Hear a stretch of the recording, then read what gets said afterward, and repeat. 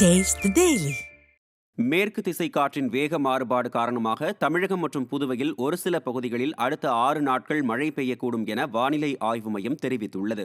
வரும் 14ஆம் தேதி வரை தமிழகத்தில் ஒரு சில இடங்களிலும் புதுவை மற்றும் காரைக்கால் பகுதிகளிலும் லேசானது முதல் மிதமான மழை பெய்யக்கூடும் என்றும் ஒரு சில இடங்களில் கனமழைக்கு வாய்ப்புள்ளதாகவும் அறிவித்துள்ளது. வெப்பநிலை 2 டிகிரி செல்சியஸ் வரை மாற்றமடையக்கூடும் என்றும் அறிவிக்கப்பட்டுள்ளது.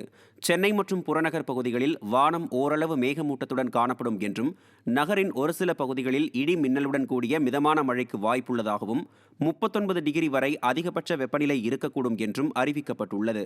தமிழக கடலோர பகுதிகளில் அதிகபட்சம் 65 கிலோமீட்டர் வேகத்தில் காற்று வீசக்கூடும் என மீனவர்களுக்கு எச்சரிக்கை விடுக்கப்பட்டுள்ளது.